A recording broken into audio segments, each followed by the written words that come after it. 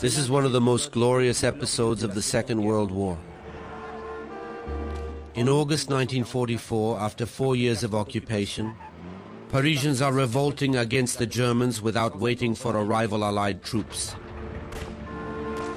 A hailed insurrection by General de Gaulle during his famous speech of the town hall. Paris liberated, freed by himself, freed by his people with the support and the outline of France whole.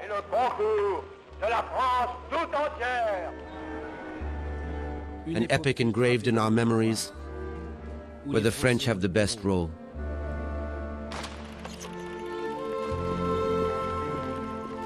But is it that simple?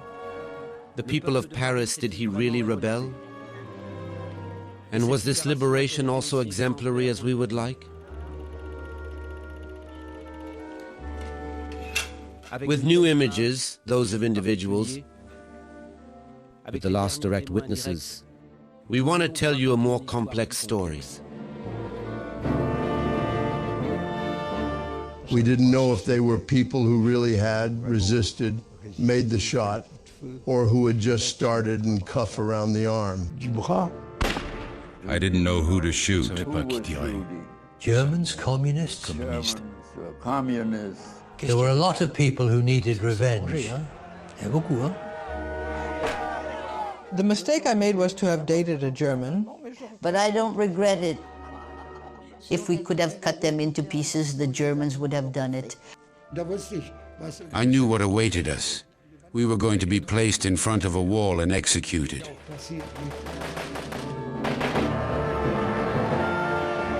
"70 years later, look back at one of the events keys to our history. The only real insurrection popular of the year 44. A revolt that was far away to be won in advance and which continues today to question us. De nous interroger.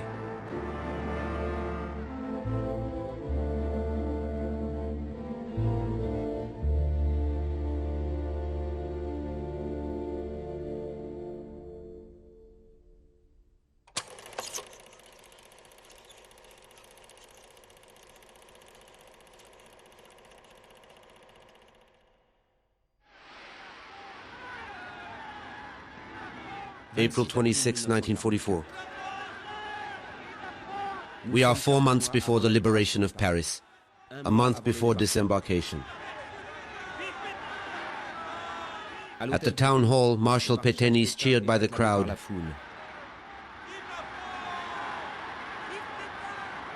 The Germans, who occupy always France, authorized him to leave Vichy for several days.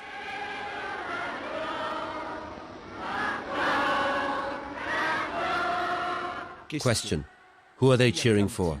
These tens of thousands of inhabitants who sing the Marseillaise, banned by the Germans since 4 years. The man who, in Vichy, collaborated with the occupier? Or the soldier who, a quarter century earlier in Verdun, led them to victory?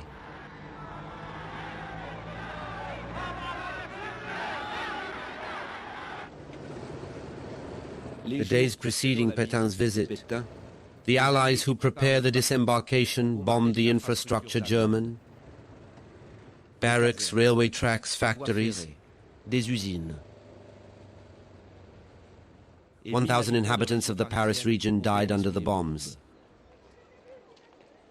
A new test for more distraught French people, more confused than ever, and which benefits the old Marshal.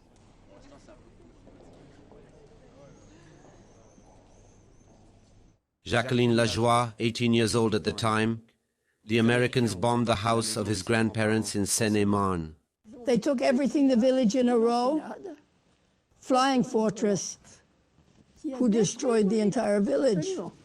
Not a house was left standing. You know, we were trapped. We didn't know. What is going on? Why do they do this? We knew afterwards that it was to destroy the German army.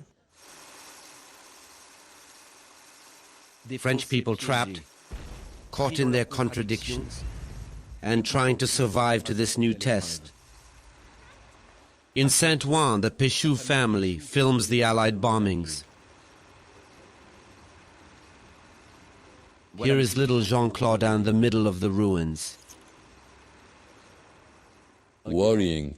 There was a shelter that was just next to our house. It was in a basement of a building. We were there cloistered, locked in vaults, a vaulted cellar. We were packed with 30 or 40 people. With just a candle, it would create pure and simple fear. It was a threat. It didn't give the impression that it helped with the liberation to come.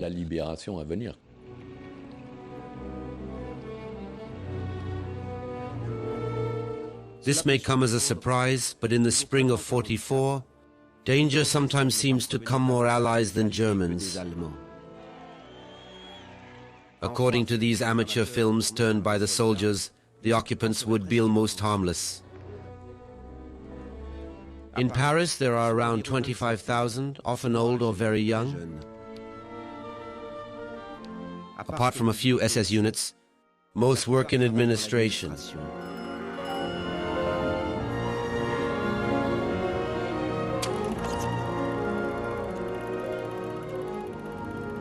This little film was filmed by a German, Wolfgang Lemke.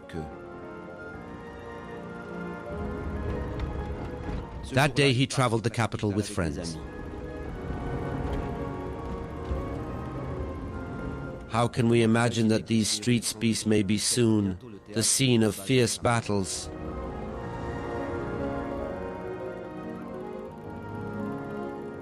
Their excursion continues by plane for an overview of the capital, as if the city belonged to them. In Paris, unlike the provinces, the Germans don't behave not in occupants, but as if they were at home.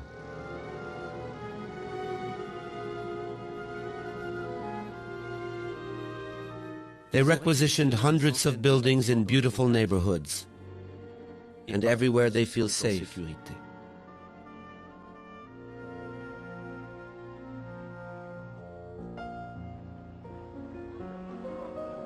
Like here at Place de l'Opéra, where the Kommandantur is located.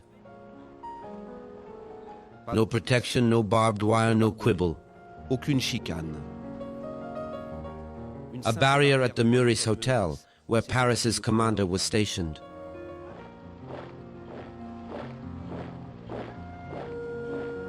While wishing to get rid of the Germans, many Parisians seem having accommodated themselves to the occupation. A high school student, 14 at that time, speaks. The future actor Claude Rich.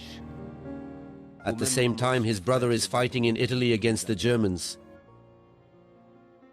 The Germans I saw, they were sentries. I had no hatred. It's especially after the war we learned. Concentration camps and all that. Before, what stood out to me is that the Germans had a smell. And the smell they had, it was Oriental tobacco. When we passed in front of a German car, we could smell an Oriental scent. It was the journey, they were not French.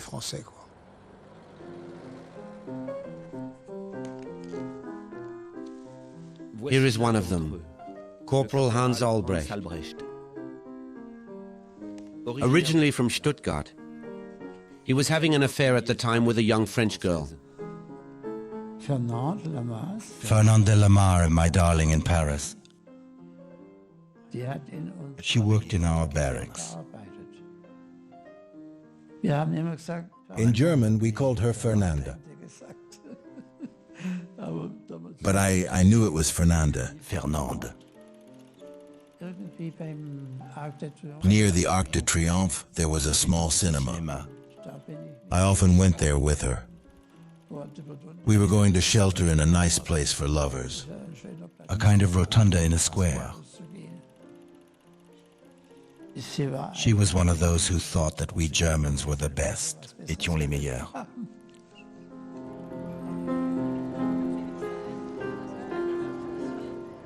Despite general disapproval, Parisians show off with the enemy. By interest or for love. like this Lido usherette who meets an officer on the boulevards. I passed by the Café Nasturtiums and he was sitting there. And suddenly I saw him behind me. And he said to me, "Are you taking a walk, miss?" I said yes. He told me about the war.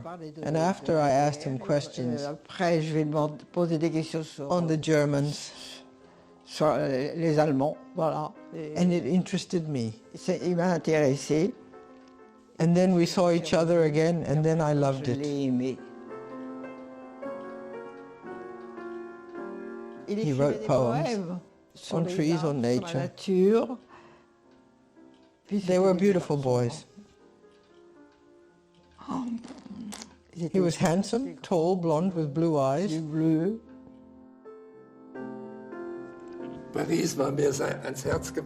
Paris was in my heart. From cinema to cabaret, passing by the Lido, all these establishments were functioning as in peacetime.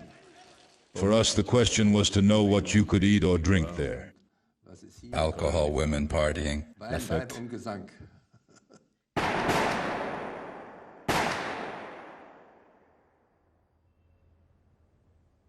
In hiding, however, ruthlessly repressed inhabitants prepare the revolt against the occupiers and against their ideology. The worst the world has ever seen.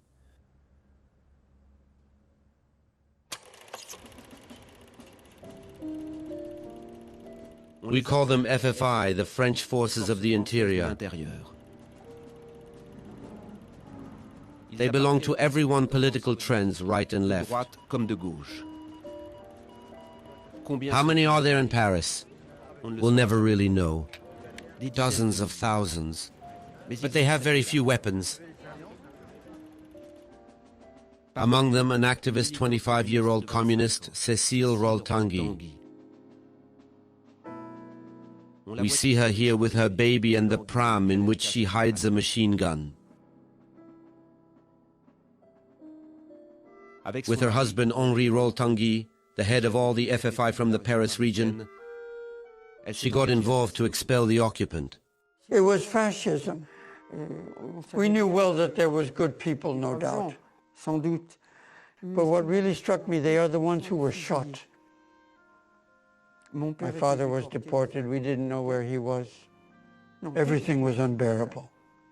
We are a great people after all. We made a revolution. We still know that we can participate to insurrections and all that. We must awaken national feeling, revolt against this occupation, unworthy of a people. To prepare for the insurrection, the resistance fighters are looking to train the population by multiplying symbolic actions. As here in 1942 at the Étoile when they disturb a German ceremony.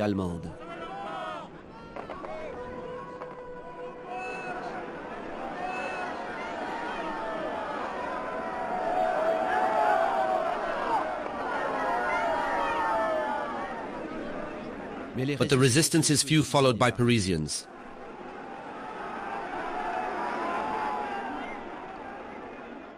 We called them terrorists because he was a terrorist.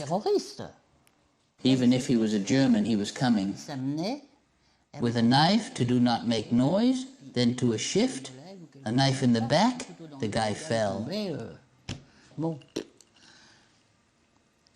We were like, what is this? What does it mean? And after, so we had the radio that we listened to despite everything.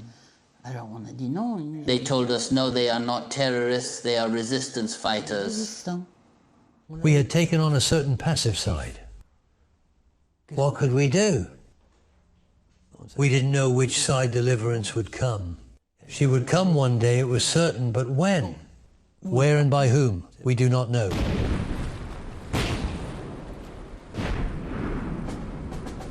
June 6, 1944.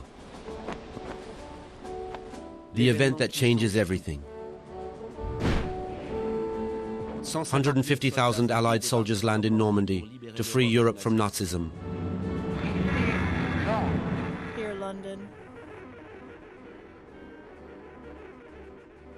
Supreme Command Headquarters, Allied Expeditionary Force, has just published the following press release. Under the command of General Eisenhower, Allied naval forces started this morning the landing of the Allied armies on the northern coast of France. I remember. I understand. So there it is, wildfire. Là, c'est la traînée de poudre. Wildfire. I was in my bed, and I hear screaming in the house. It was probably my mother who heard the news. I was very happy. Finally, something is going to happen. We started by making flags. That's it, we are free. They go get the krauts out the door. They were the Boches or the Schloss. We treated them like that. We're going to be free, but we knew that it wouldn't be right away. It impressed me terribly from there. We only thought about that. I cried. I cried because I said, that's it, they're going to leave. We're going to hurt them.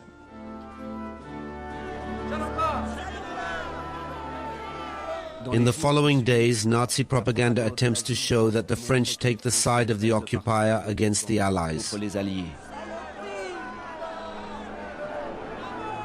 Watch images filmed at North Station as requested by Germans. In retaliation for the bombings, a small group of Parisians, employees, mistreat Allied soldiers, taken prisoner in Normandy.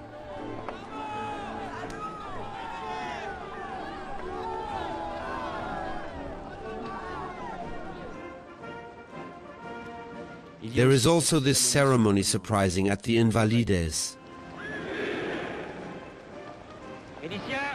3 weeks after disembarkation, 1,000 new recruits of the French militia take the oath under the Nazi salute. Anti-communists, anti-Semites, they are the ones who, for months, chased the resistance and the Jews alongside the Germans.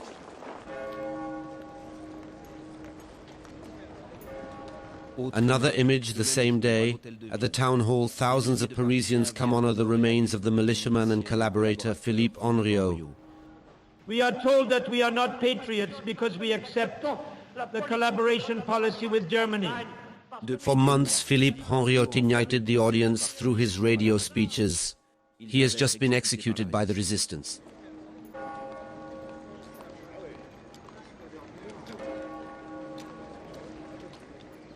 These images from July are disturbing, but they are misleading. Because since the landing, without it appearing anything, a new balance of power settled in the capital.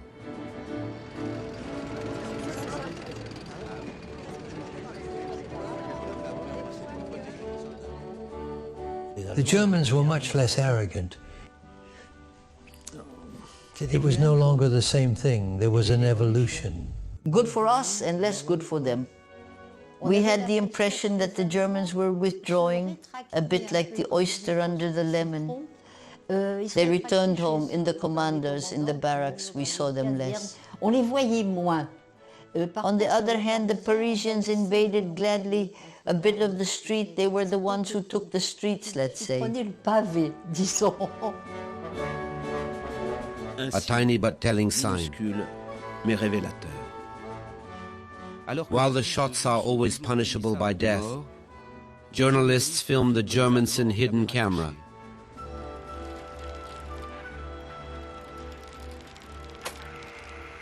He approaches a few meters soldiers, despite the noise of their cameras. As if the Germans already were no longer scary. This is the moment when resistance decides to strike a blow. This is Robert Chambiron, a former deputy of Jean Moulin. Under a false identity, he is one of the members of the Council National Resistance. We are now convinced that the Germans are not invincible, and there is no reason not to fight, and that if we fight, we can win. We decided in the National Council of the Resistance to mark July 14, 1944, by a large demonstration. And we are going to issue a slogan to women and girls of Paris to take to the streets. With red dresses, blue belts, white bodices, to see parade blue, white, red. Under the noses of the Germans, the day is a big July 14th.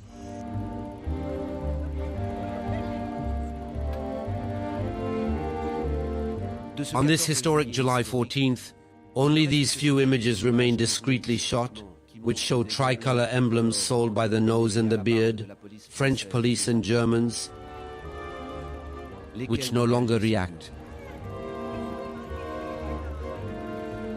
That day, 100,000 demonstrators, especially left-wing activists, parade in the Paris region, as evidenced by this single photo, taken in Vitry-sur-Seine. A report from the Communist Party mentions the flags, banners, the leaflets distributed in the processions. We sing the Marseillaise in defiance of the occupier, like a dress rehearsal before the revolt.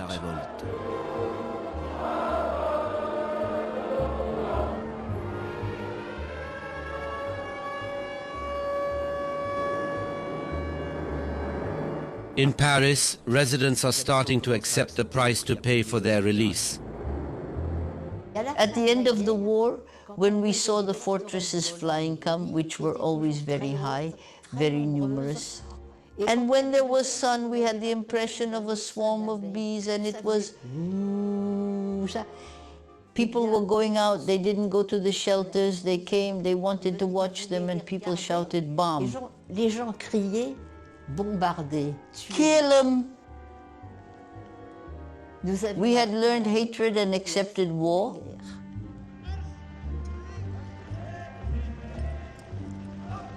Entrenched in their barracks, German soldiers start to get scared. Look at these photos, apparently harmless, taken at the Clignancourt barracks.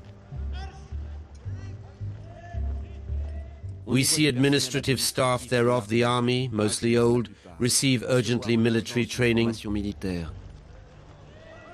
Behind the facade smiles. Do they still believe in it?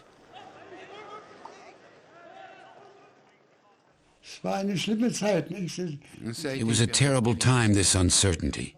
We guessed the twist that it was going to take. We knew we had no chance to defeat the American powers and British. From my room at the Hotel de France, I looked out the window. I saw the planes go by, English and American, which were flying very low, and I said to myself, what will it give if they can steal like that with impunity? But for us, there was no choice. What could we do? To desert? One day, a cleaning lady, who spoke a few words of German and said to me, you don't want to come with me? Come with me. I could have followed her. And probably she would have hidden it from me in his apartment, but... me, my conscience, my duty as a soldier, that would have been desertion. It would have broken my heart to abandon others and disappear quietly. They were afraid that to be afraid they were scared. I don't know. Let them be harmed, that the Americans don't behave very well. They were afraid that the Americans, they behaved like them, behaved. We never know. We had only one thing in mind: emerge safely from this quagmire. We had come to terms with the idea to retreat. This war was lost anyway.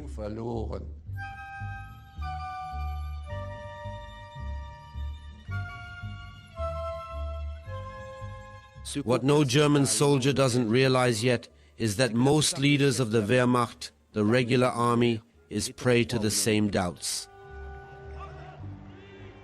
And that at the Majestic Hotel, whose defenses are strengthened, Karl Heinrich von Stülpnagel, the head of administration military in France, un anti-nazi, cherche lui aussi à mettre fin à la guerre.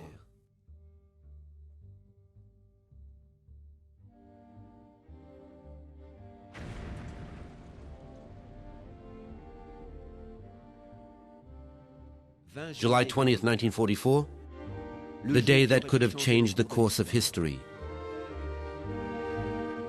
In East Prussia, a bomb attack destroyed Hitler's headquarters, and the noise runs that the Führer is dead.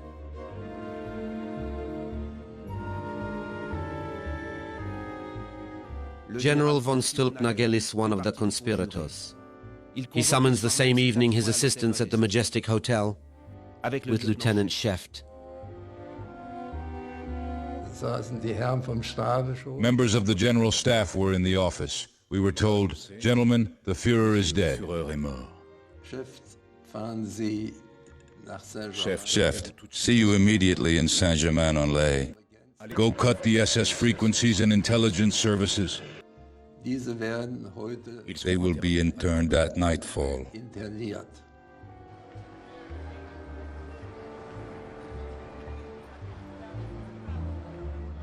This is the operation that many hoped for.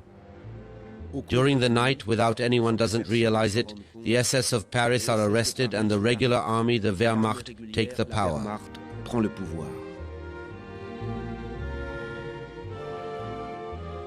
Until the news breaks from Germany. Alone or almost among his collaborators, the Führer miraculously survived and the attack is a failure.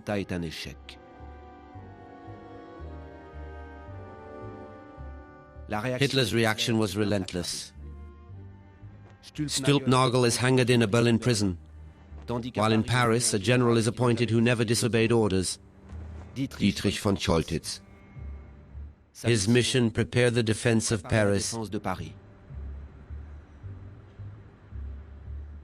The general died in 1966. His son Timo von Choltitz agreed to meet us.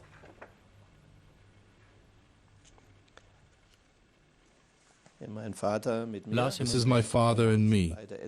It doesn't really look comfortable both.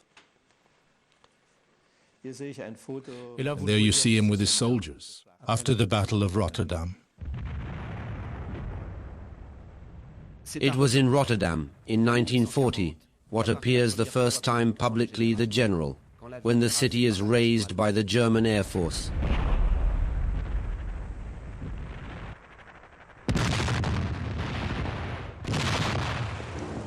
We find it later in the USSR, where he destroys the cities of Sevastopol, Kiev, Kharkov, and many others.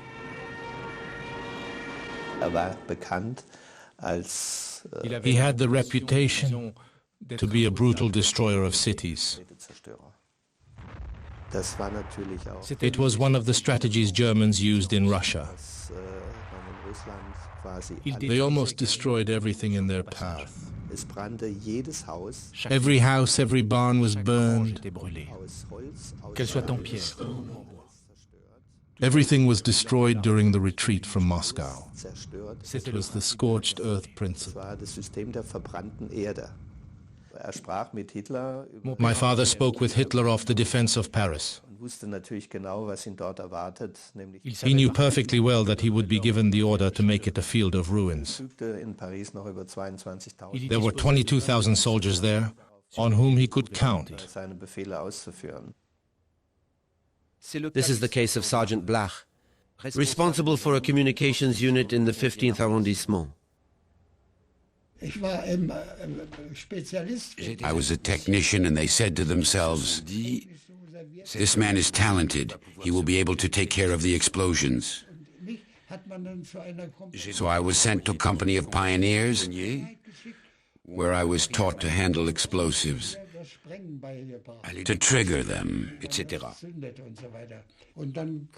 I returned to my unit and they delivered the explosives to us.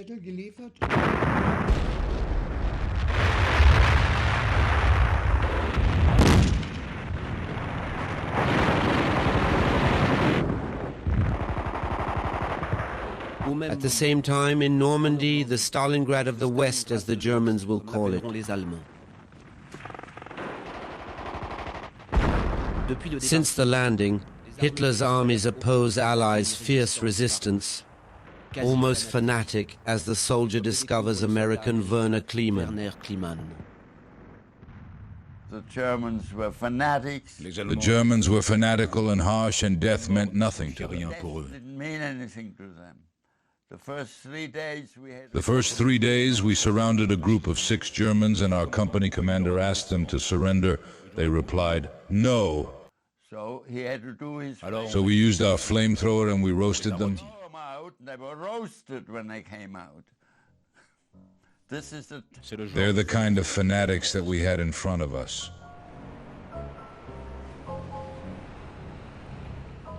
On August 1st, the Allies received reinforcement of 15,000 French people of the 2nd Armored Division, disembarked in turn in Normandy.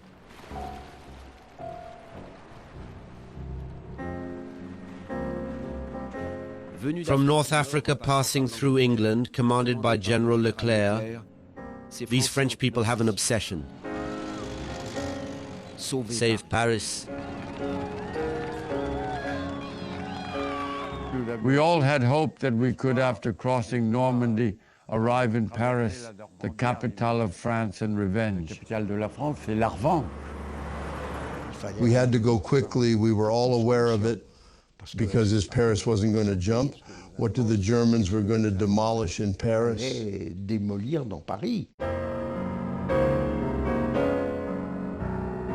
After 2 months of battle, in early August, General Patton's Americans managed to break through the line's Germans in Avranches.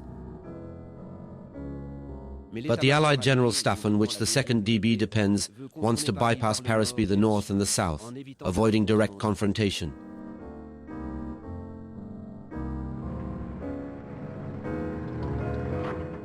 According to plans of Generalissimo Eisenhower, Paris will be liberated during the month of September, when the Allied vanguard heading towards Germany will have passed it.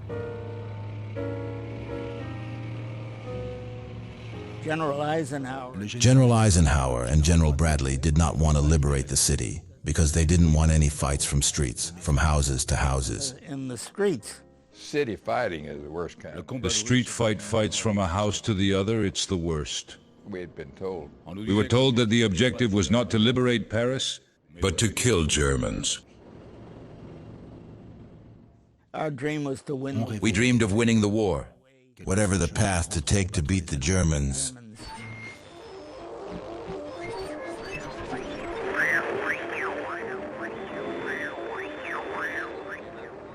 In Paris, deprived of information, residents ignore threats which weigh on them. We could no longer hear London since a while. It was so confusing that we couldn't hear anything anymore. So basically we lived in the present, we lived every day a bit like very young children do. As proof, this astonishing film, shot by the Péchou family, August 15th on the banks of the Marne. They were the ones filming American bombings.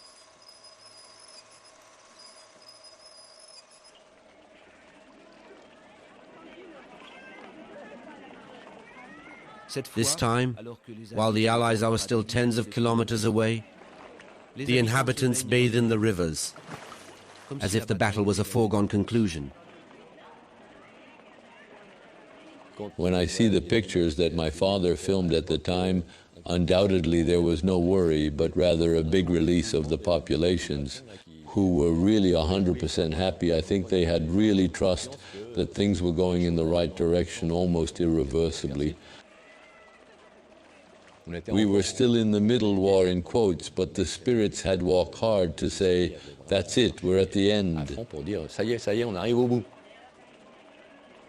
In mid-August, the Parisians are far away to imagine that resistance is about to strike a big blow and throw all his strength in the battle.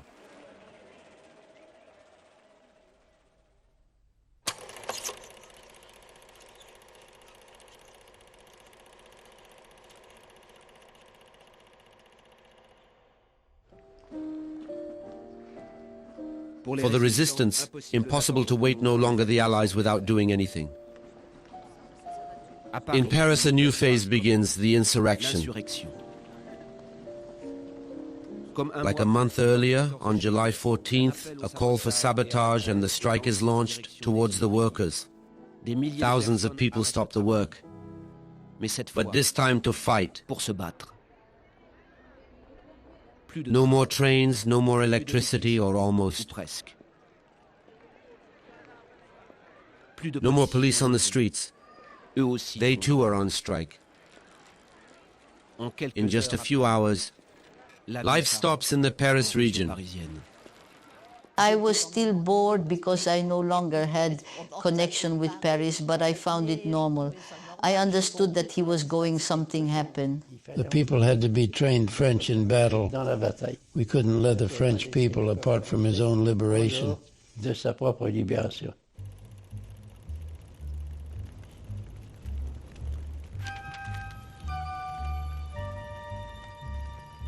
An atmosphere of arms vigil. In the courtyards of buildings, the Germans burn their archives. They evacuate the furniture, often stolen, to Germany. They send away those who will not be useful in combat. The Gestapo, certain collaborators. They couldn't take me.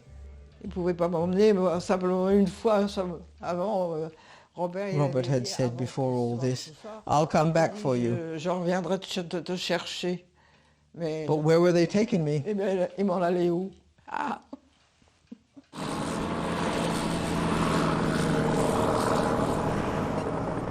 August 18th, 1944.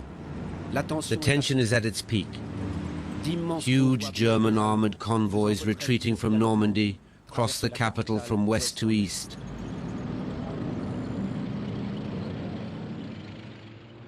I was outraged to think that they could leave without being kicked out. It's really this sentence that came out to me. We're not going to leave them leave like that. And so my husband, who knew things that I didn't know, he calmed me down. But don't get upset, wait, you will see tomorrow. That day, Henry Roltanguy comes out of a meeting with the leaders of the resistance in a cafe in the 7th borough. The different movements come to agree on the outbreak of hostilities. Returned home to Montrouge in the middle of the night and in fear of being denounced, the head of the FFI launches immediate popular insurrection.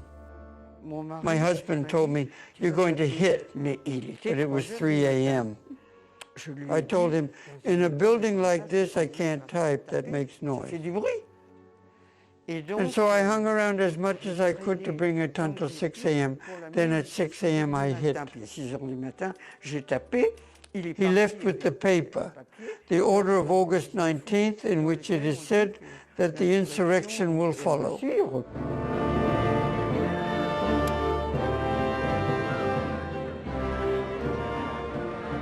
The text of Roltanguy is printed and plastered all over the city.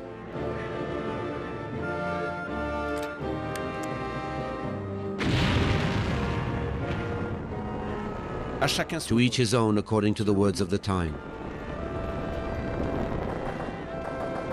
After 4 years of occupation, humiliation, persecution, Parisians are called to join the FFI and go on the attack. Arm cuff, using Molotov cocktails and old guns. The resistance fighters come out clandestinity, harass the enemy and attempt to seize their weapons.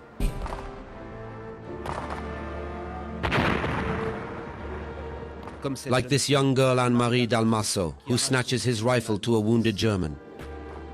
Before putting him away, just 22 years old. Or George Duxon, this veteran of 1940 escaped from a prison camp who just blew up a tank German with a grenade.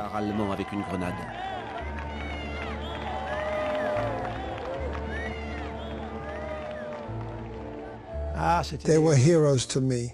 It was still 4.5 years And we lived the life of animals occupied by the German. There was nothing left. There was no more pride, no more honor. And then all of a sudden, it was the dream that we did every day listening to the London radio.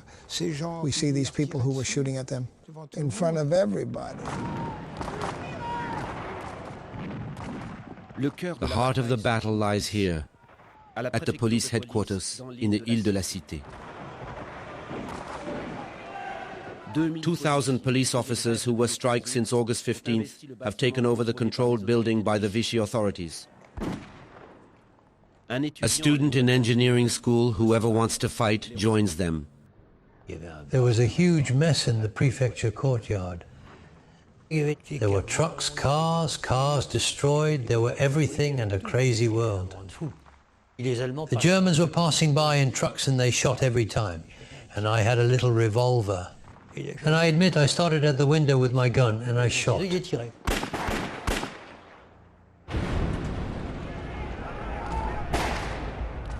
On board this burning truck is the German Blasch. I yelled, "Everyone out!" Among those who had jumped from the truck, 5 were injured on the ground. I still remember one of them who begged me, "Bernard, help me." He had been shot in the stomach. I will always remember it because it's still a sad spectacle.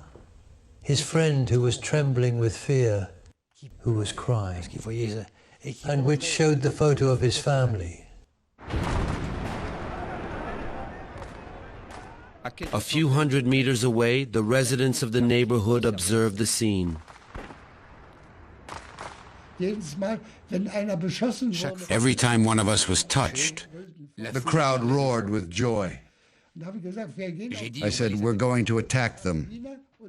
I had a rifle, a pistol, and 2 grenades, and I shouted, "Forward! Rifle in the air! We cross the bridge screaming, and we'll see what happens." And there, all those who were on the Place du Châtelet, they ran away.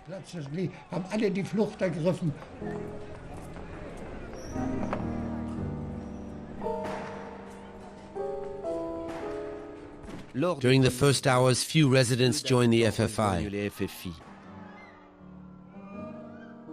Most observed the fights, sometimes pretending to participate, as Georges Marcel notes, Gaullist resistance. During the insurrection, the Parisian population, a large part had stayed at home. They were not in the streets amid gunfire. They came down to have seems to be participating. I don't know what they were there for. They looked.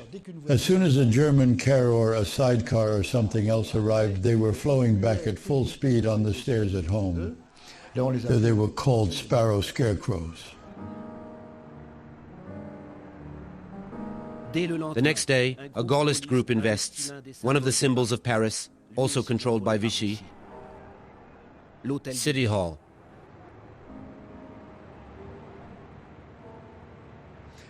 We were very motivated. We were told that we had to take the town hall, and we left to take the Hotel City of Paris and settle there. We didn't hesitate for a second. We entered quickly without resistance. All the employees were leaving. Everyone was gone. They ran away from City Hall. We regained possession from Paris Town Hall. We were going home. To arms, citizens, form your battalions. Let's walk, let's walk. Only in impure blood. An unimaginable situation few days ago. While the Germans are still everywhere in Paris and that they have several dozen tanks, a man from de Gaulle, Marcel Fleuret, recently parachuted from Algiers, takes office as prefect on behalf of the provisional government of the French Republic. In a few minutes, a new power led by the Gaullists are formed in the heart of Paris. Against the Germans, but also to occupy the land, against the communists in the post-war perspective. among them politicians, but also students, intellectuals, all volunteers and without political experience. Here in the prefect's office, Charles Pégoul de Rovin, who traded his gun against a machine gun, while already the first tanks are heard. A German column arrives of tanks who was going up the quays. There was a German biker in front, an officer in the tank's turret outdoors. And the orders are given, above all, no one shoots. Perfect. There is a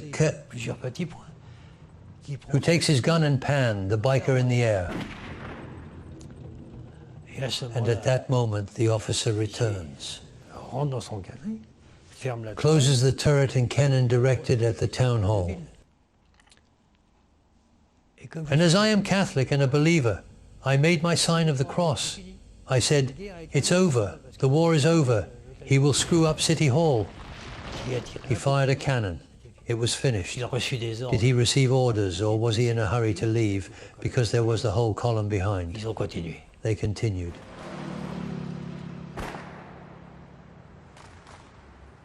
The Germans have just discovered, almost by chance, that the town hall, after the police headquarters, is in the hands of the resistance.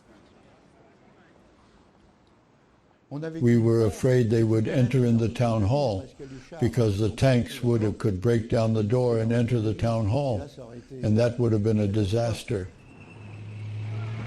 A few hours later, the tanks are back. They attack the building.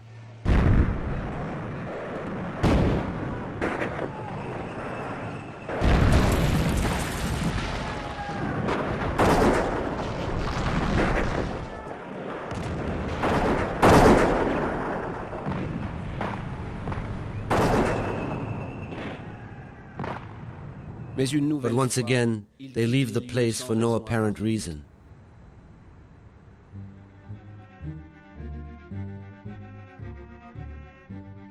On the second day of the insurrection, the question is valid. What does General von Choltitz want? Why doesn't he attack to the building conquered by the resistance, while at the same time Warsaw, the capital of Poland, who also rose up, is being destroyed by the German army? Mein Vater wusste natürlich, dass Paris My father knew he had to begin the destruction of Paris. For Notre Dame, 1.5 kilos of TNT was required. 1,5 kilo. For the Pantheon, maybe 3 kilos. And TNT, my father had plenty of them. He had in Paris more than 300 torpedoes from stocks of the German army. A torpedo contained up to 1,000 kilos of TNT. There were enough PTO blow up all the monuments of Paris in just one time.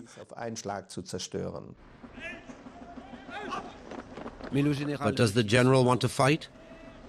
3 days earlier, on demand from a Swedish diplomat, Raoul Nordling, he released several thousand political prisoners.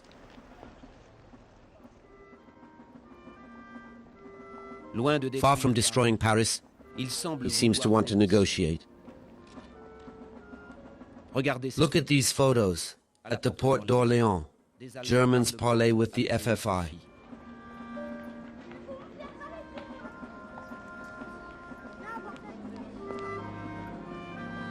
On August 20th, to everyone's surprise, he signs a truce with several Gaullist insurgents, officially to evacuate the wounded.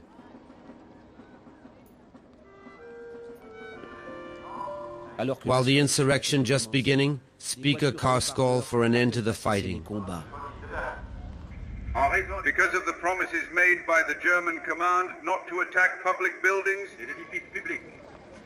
occupied by French troops, the government of the Republic Frenchwoman asks you to suspend the assault against the occupier until the evacuation of Paris. The explanation will come later. The Germans wish above all keep free of Axis traffic in Paris to evacuate their troops.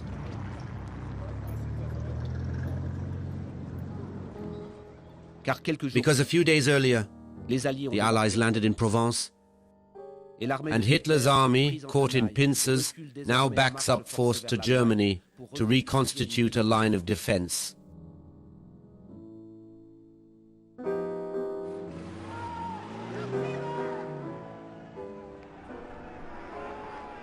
For the insurgents at City Hall, the truce is already a victory. It allows you to wait the arrival of the Allies while moving away the destruction of Paris.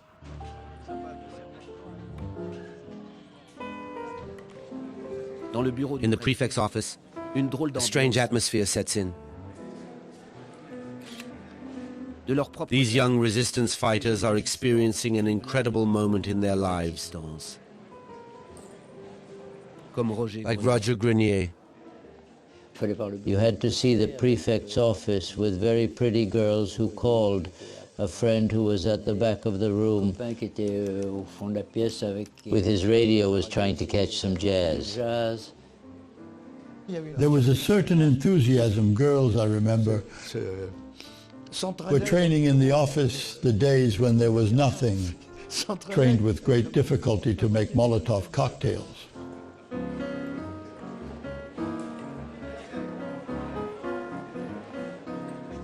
Sometimes there were romantic rivalries, two guys who were in love from the same girl. That happens. The one we liked, we were heckling a little with them, but we didn't think about the trifle. The problem of defending the Hotel City was important to us in the first place. Unquestionably thrilling, we perceive ourselves as immune. There was a friend, very kind, very modest. He was told, stand there. He was seated in the prefect's place. We felt like we were the new power, a little bit anyway.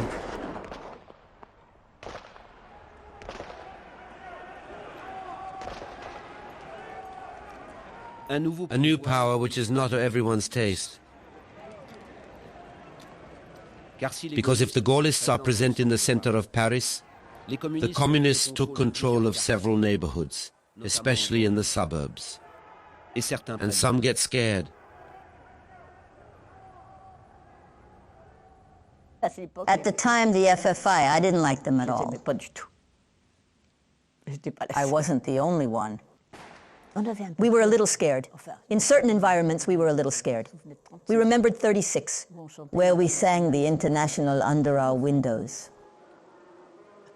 They were communists who believed that truly what we didn't do in 36, we were going to do it now. There was a lot of tension. A heavy atmosphere.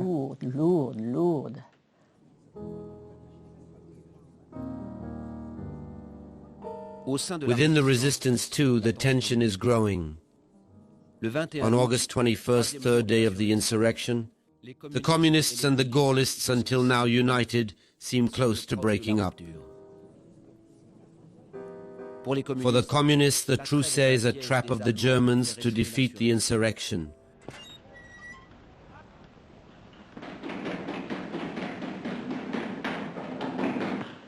It was then that the head of the FFI, Raoul Tanguy, takes an initiative which changes the course of the revolt. Here is his PC, located under Place d'Enfer Rochereau, 26 meters underground. It is from here that he dictates to his wife Cécile a new call to the Parisian population. Success is a function of numbers. That massive recruitment must be undertaken immediately. The mission of the FF of the Ile-de-France region is open the road to Paris for the Allied armies victorious and welcome them there. Regional Chief Colonel Rawl.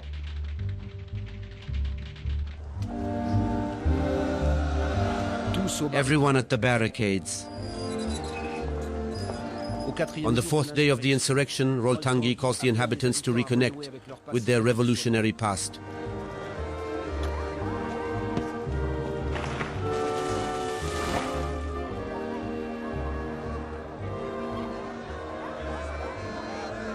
This time his call is heard, men, women and even children. Almost everyone gets involved. 600 barricades are erected in Paris.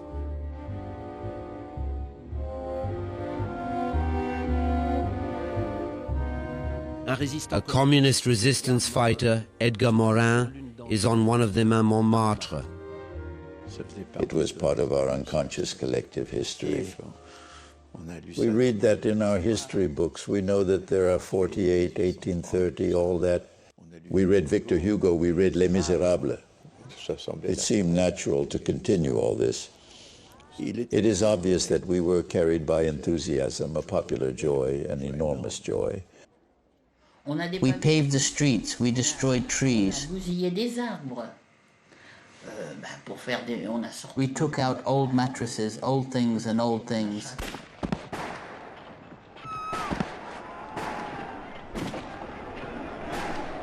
We were very proud like that in front, but we were afraid. We risked taking a prune. There was no doubt about that.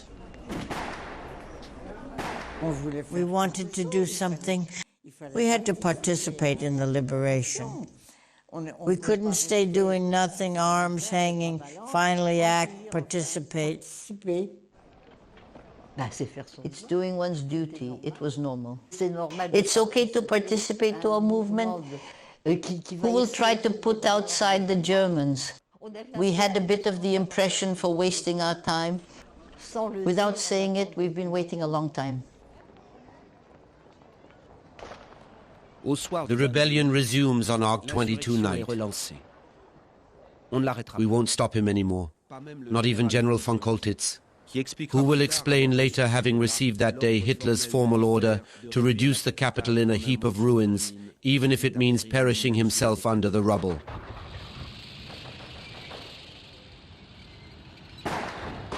Thanks to the barricades, this order is now unrealizable. What do you want me to tell you? For us, it was an obstacle. We couldn't go out anymore. In fact, we were surrounded. I said to myself, the end is coming. It's inevitable. A revolt brewing in a city cannot be suppressed by an army.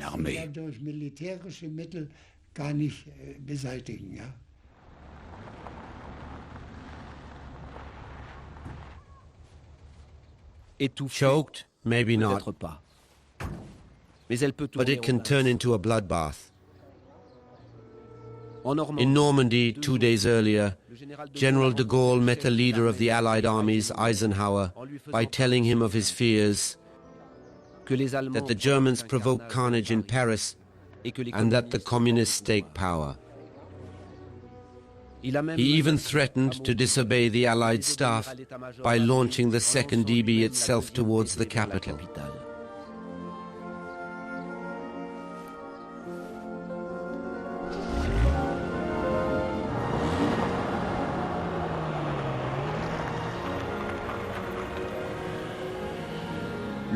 Which of these arguments wins?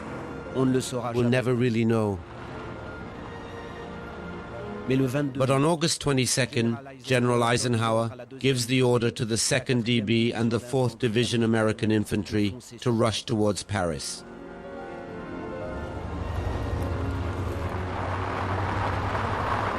I was certainly relieved when I was relieved to know that we were marching on Paris. Paris is the symbol of France.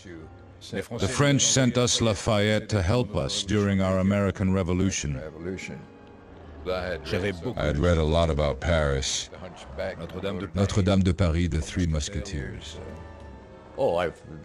Yes, we had that in mind, but we also thought we were going to find pretty girls. We had tremendous trust in General Leclerc. We said to ourselves, the boss will manage well, so that it is us who were the first to return. Be the first to be in Paris? Of course, General.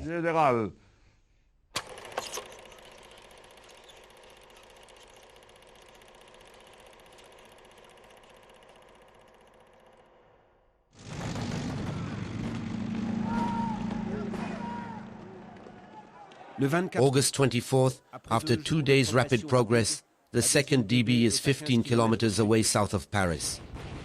Close to the goal, but blocked by a German defensive barrier.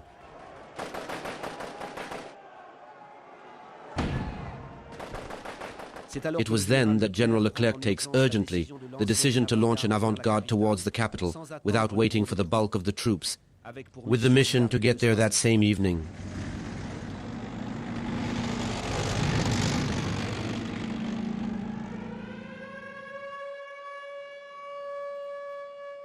Paris situation worsening. Following fights between the Germans and the FFI, the Grand Palace is on fire. Des explosions retentissent.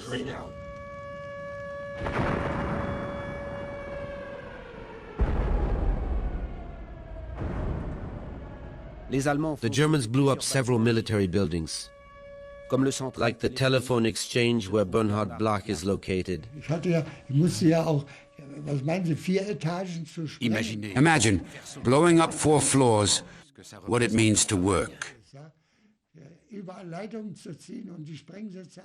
You have to pull cables electric everywhere and attach the explosives. 1 kilo explosives, relatively small, and they must be linked together. Lieutenant von Berlitz was in the car. I gave him the detonator. He pulled the lever. It was August 24th. And it made a huge bang.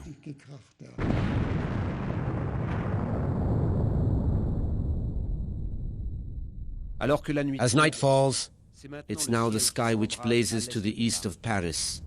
The SS set fire to the Château de Vincennes. I heard my parents exclaim, "It's the castle of Vincennes which is burning," and who took me in their arms and who showed me this gigantic fire. And for me it was impressive, while we were maybe a kilometer away, to see these flames arise at night and the rest being black, as if it were almost even a decor. It was so surreal. At the same time, the bells start to ring throughout the city. On a balcony on the Champs-Élysées, a couple records his own conversation. Listen to the sound of the bells. If the bells ring, it is because the Allies entered Paris. It's exactly 10:25 p.m.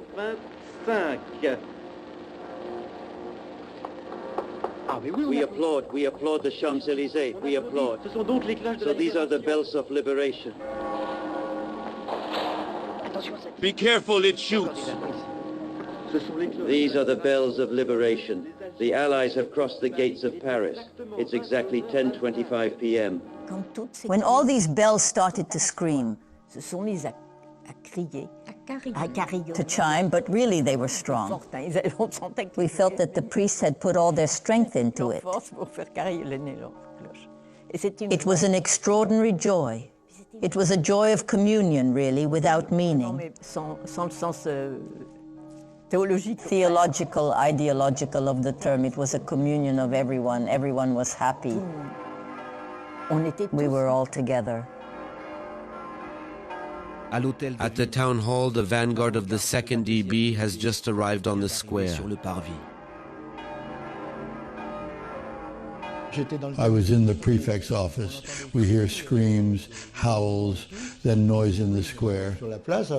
I rush to the window from the prefect's office, and I see a tank below, a tank that was not a Panzer division for a change.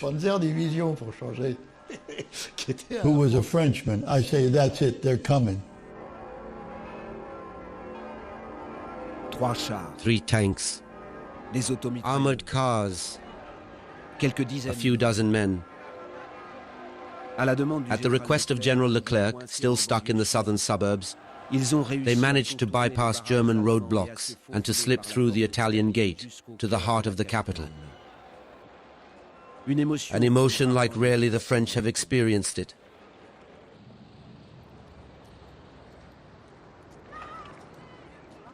You have to wait for dawn to see their faces. that of Captain Dron, who joined de Gaulle in 1940. He leads the Nueve, the 9th Company of the Regiment of Chad, composed mostly of refugees Republicans of the Spanish War.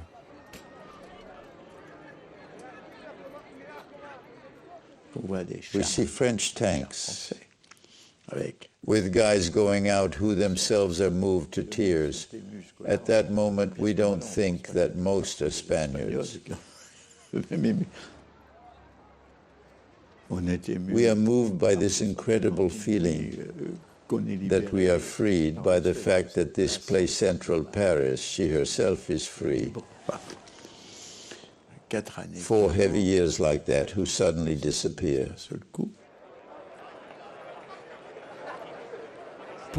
Yet the day has only just begun.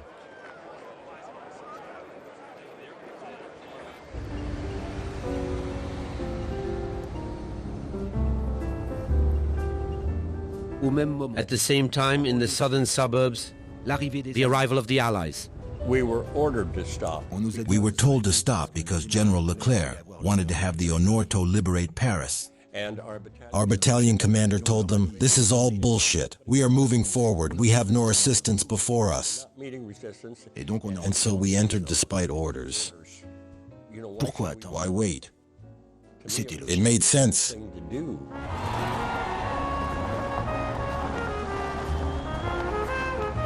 It was the greatest. It was the biggest adventure of my life. The most exciting day of my life. It's August 25. Indescribable. I felt like I was discovering that paradise exists. And I was there.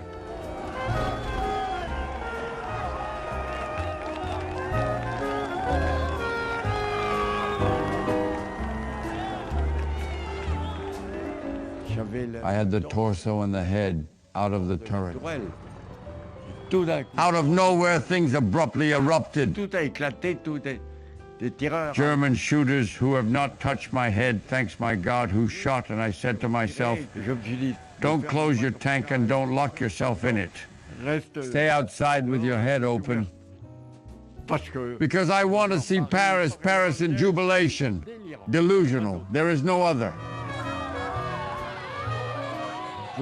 You don't realize the thousands and thousands of people shouting, long live Leclerc, long live de Gaulle, long live France, flags, etc.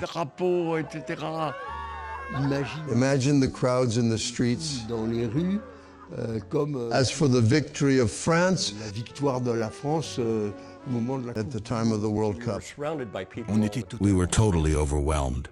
Every simple soldier was celebrated as if he were Eisenhower. It was jubilant. A lot of us thought. Many of us have thought that what we had gone through before was worth it when we saw the joy of the French. And in particular, French women. The girls. The girls returned completely crazy men with their long tanned legs. The girls were beautiful, radiant, appetizing. It was happiness. We had to touch them. They were much more beautiful than the Germans, of course, so as much as the others were strict, I don't know how they did it, love, but it wasn't supposed to be fun. But they were relaxed. Helmet the jugular fell. They were screwing us helmets on their heads. He didn't look the same than the Germans. I said, he's an American. So I threw myself into his arms. How good it is to embrace your freedom. I don't want to be mean, but there was also a side, a little bit begging. Cigarettes. Do you have any cigarettes? Do you have chocolate? They sent us chewing gum, cigarettes. That's when I started smoking. Cigarettes, chewing gum, nylon stockings. Nylon stockings. We climbed on the tanks, we kissed them, we thanked them. Another one came and it started again. Chewing gum, stockings, everything.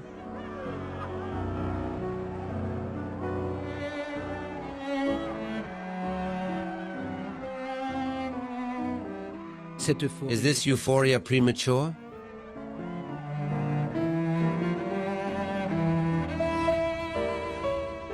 As the Allies pass, Cécile Roltanguy exits the shelter where she spent the time of the insurrection. She bursts into tears. These women who threw themselves at those who led the tanks, who kissed them full on the lips, but I didn't take a step forward nor backward. I was standing there at the edge of the sidewalk.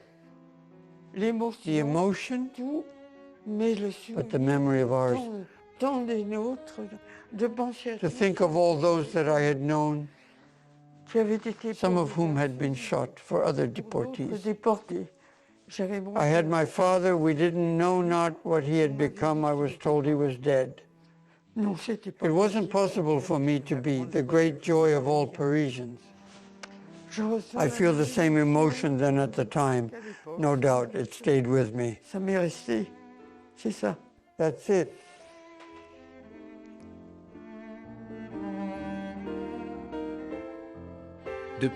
Since the day of the barricades, the Germans have retreated in around 10 buildings.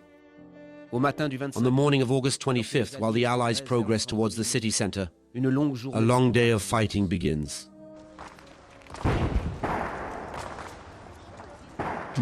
All of a sudden it's empty. We don't know how the crowd disappears. And there we find ourselves facing the Germans.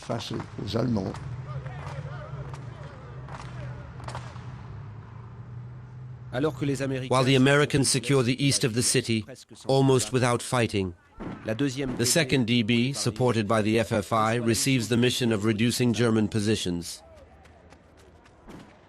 All are gradually recovered, at the cost of several hundreds of deaths.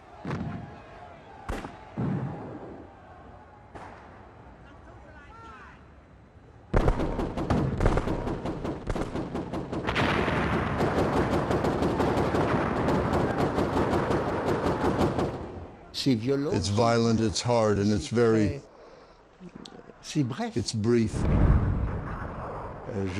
I see smoke in front of me. I hear, move forward, stop, go back. There, they were very combative. There was no gift. We didn't have the impression at all that they were ready to surrender. It really was war. We thought they were demotivated, but everywhere the Germans resist. Like here at the Majestic Hotel, where it was, a month earlier, General von Stülpnagel, one of the accomplices of the attack on Hitler. After 1 hour of fighting, the Germans set fire to their equipment and surrender.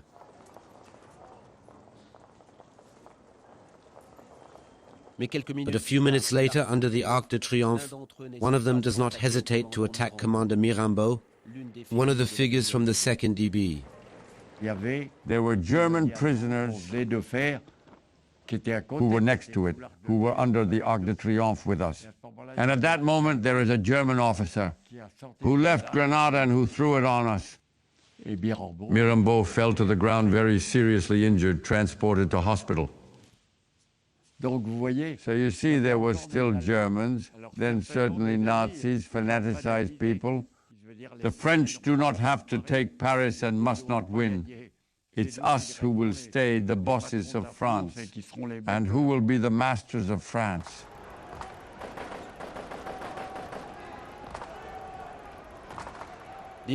German prisoners pay for this behavior. After a shooting scene coming from the roofs, 5 Germans are arrested at Stars Plaza.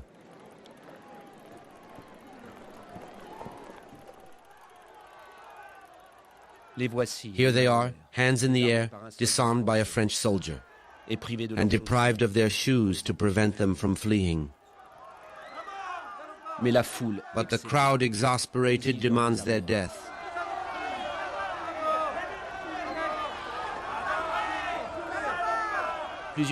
Several cameramen, including François Charlet, filmed the scene. They emerge into Friedland Avenue, completely surrounded by women and men in fury who shouted, "To death! The soldier is very young with his machine gun, trembled in all his limbs. He lined up these Germans like that to discuss. He turned towards this wild crowd, and it redoubled with "to death." The soldier trembled, and one by one he took them all down.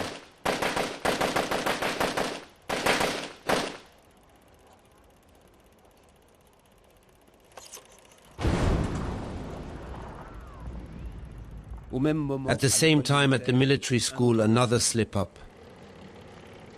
This film, shot by a Parisian, shows Germans who have just been taken prisoner according to the laws of war. But the minutes that precede, they were not filmed. Soldiers who were in the process of surrender were shot down by the French. Among them Bernhard Blach.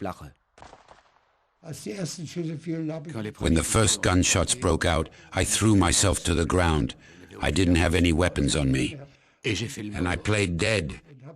Then, while I was still on the ground, I got shot in the left thigh. A civilian wants to kill up close. But at the last moment, he is protected by the Red Cross. On the pavement, we were insulted by shouting, "Dirty bitch!" In the crowd, there wuzzled women. Drool ran down their chins. They were trying to spit us above without succeeding.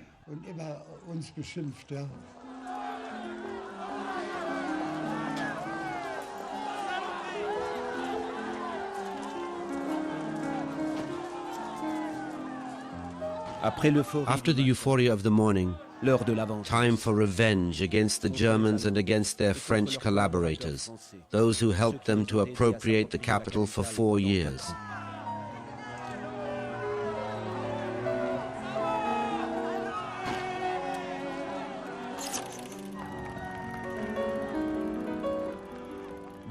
From his balcony on the course of Vincennes, the Tonnelier family films resistance fighters on the roofs.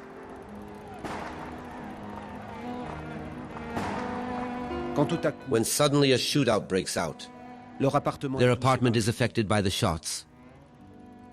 There was a shot which was entered the room and who hurt my mother.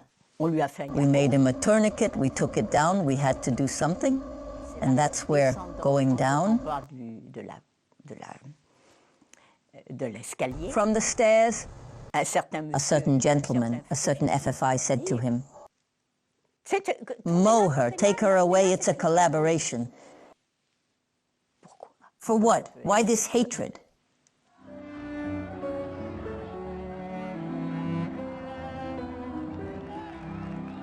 Everywhere, residents take justice into their own hands, with complete impunity and without evidence. Priority target? The women. Those who had relations with the occupant. Look at these faces. Not those of women, those of men.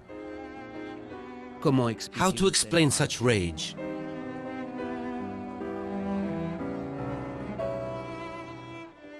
Odile de Vassalota has been resistant since 1940. In the middle of an intelligence mission for the benefit of the Allies, she is stopped by mistake by the police and taken to the prefecture before being released a day later.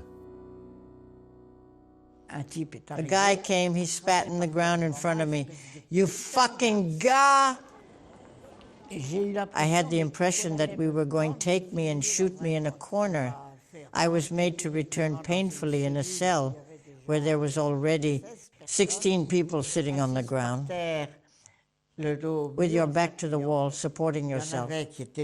There were some who were women completely shaved, on which we had painted a swastika on the skin of the skull. There is one. It was awful. She was shaved and she passed around photos of her with gorgeous blonde hair which fell on his shoulders.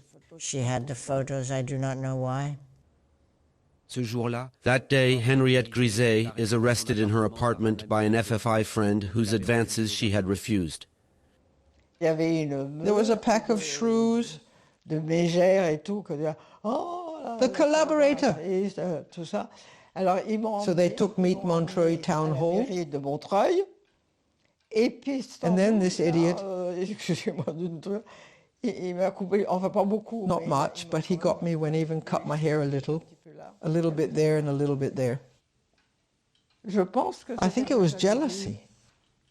Because he liked me. Obviously, I preferred a German soldier than a Frenchman. And I don't think they ever told me that for given. What did the people in the neighborhood do? They brought me prostitutes who slept with Germans so that I ordered them to be mowed, etc. It repelled me. I said, leave her to me. As soon as I was calm with the girl, there was a staircase. I told him, save yourself. This filthy phenomenon, denunciation, of course it happened.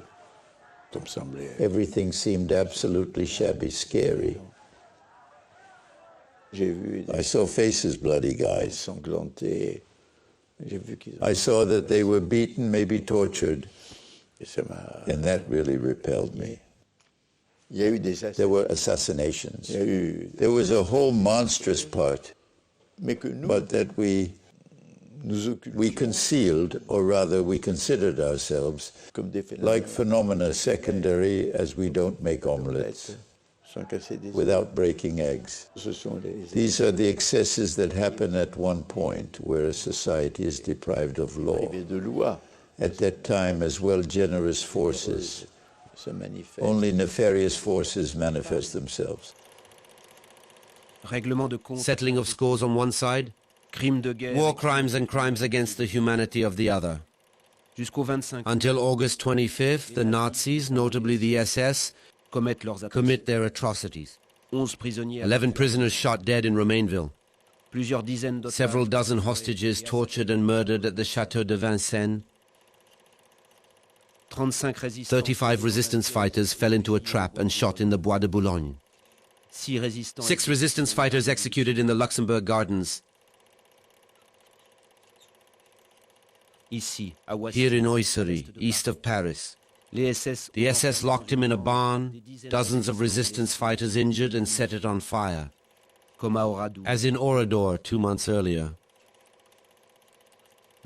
Until the end, they deported Jews and resistance fighters. One of them, Guy Flavian, 24 years old, launched at Pantin station a ticket for his family as he was taken away towards the Buchenwald camp.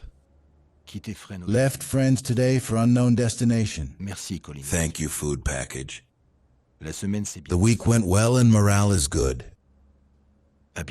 See you soon. Very affectionate kisses.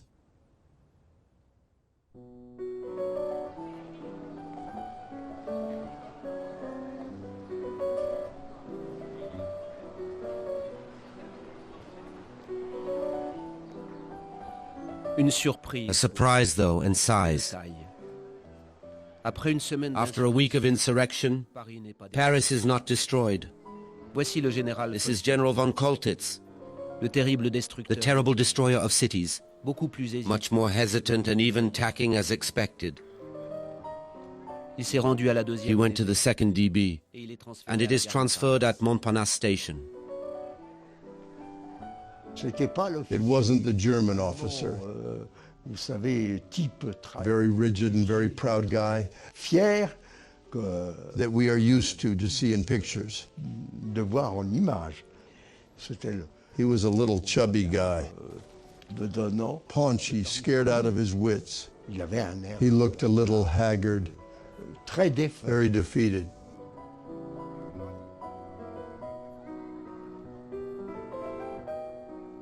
We will understand it later. The general, who feared reprisals against his family in Germany, pretended to fight and resist while preparing his surrender and that of the German garrison. Is it out of humanity that he spared Paris? Today his son would like to believe him.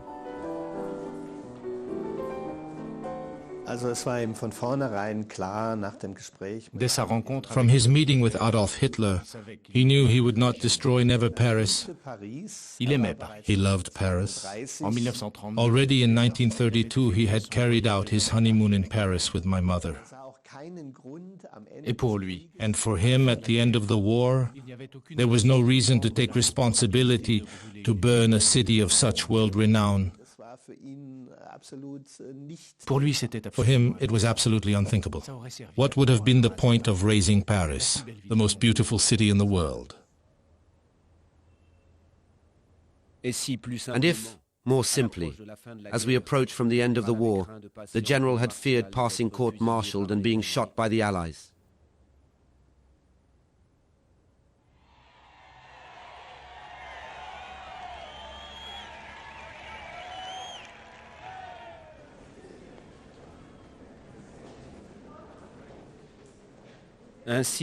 So ends a crazy week, that of the Parisian insurrection, the only real popular revolt from the year 1944. At City Hall, General de Gaulle welcomed by the insurgents, who, a week earlier, had reinstalled the Republic there. Paris outraged. Paris broken. Paris martyred. But Paris liberated. Freed by himself. Freed by his people.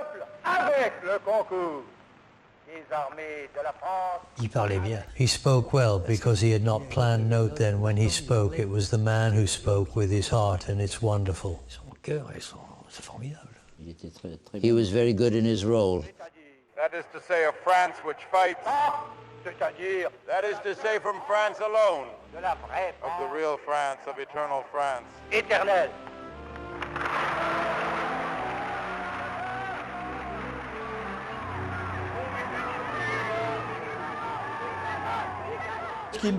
What impressed me, it was this ardent crowd who screamed his name. He was really acclaimed like a savior. We opened the window so that de Gaulle can greet the crowd.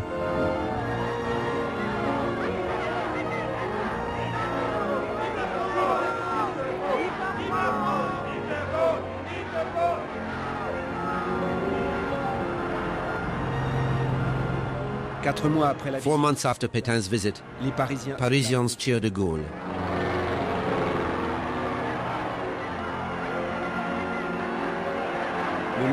The next day, August 26th, there are more than 1 million to the Champs-Élysées.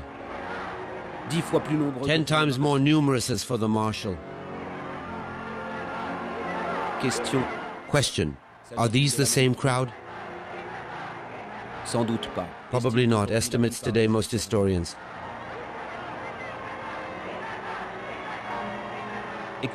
However, listen to what is said. The resistance fighter Edgar Morin, who is on that day in the procession. France, who was a Pétaino-Gaullist, is less and less became a Pétainist and more Gaullist, since Pétain was supposed to be the shield and de Gaulle the sword. But when the shield was completely crumbled, the pseudo-shield, and the hour of the sword has arrived. It is obvious that the same crowd who had applauded Pétain applauded de Gaulle with no less of sincerity. Au début, il faut dire qu'on était quand même assez pétiniste, je crois. La plus grande partie de la population. Mais après, pas du tout. But then not at all. We only had one idea, the liberation, to change everything, to redo everything. Une France nouvelle. A new France.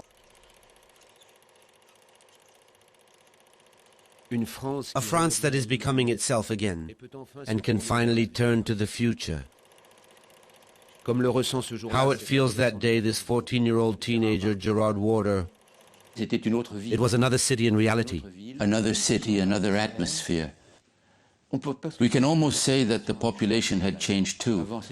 Before, it was a population completely cold, neutral, transparent, pressed.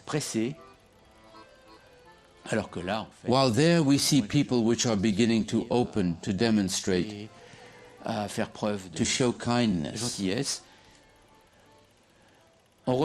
We become us again, maybe. The pendulum, does it swing too far the other side? Possible. People had become more exuberant than are the Parisians usually.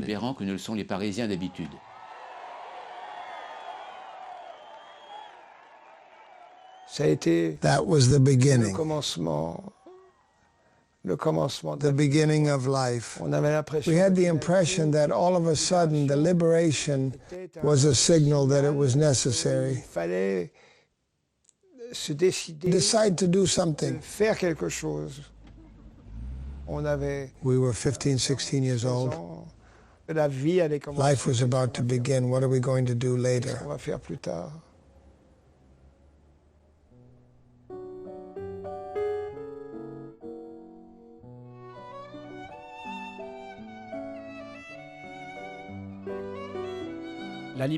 Paris liberation changed their lives. Charles Pegulu de Rovin, the man with the machine gun, will engage in the second DB. With Alain Raphael and Gérard de Chaunac, he will pursue the German army until Hitler's eagle's nest in Berchtesgaden. Colonel Henry Roltanguy, head of the FFI, will be integrated into the First Army French under General Delattre, before being appointed governor from Koblenz in occupied Germany. With his wife Cécile, he'll be there for a year, not far from General von Coltitz. After his captivity in England, the general will finish his life in Baden-Baden, where he will die with conviction for saving Paris.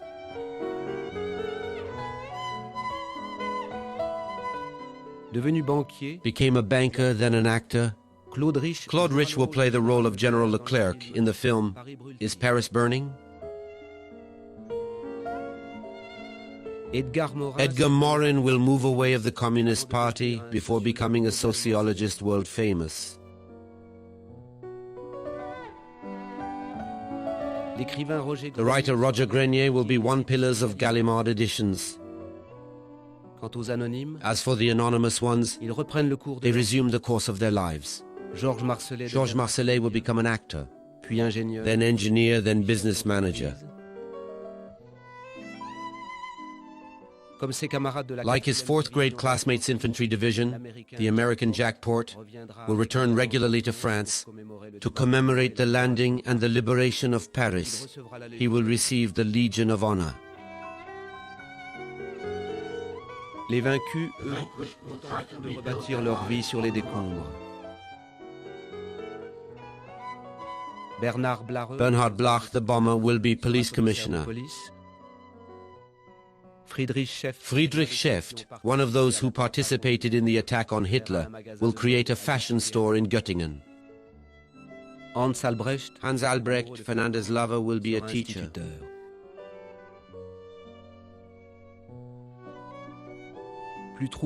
More troubled than all the others, perhaps.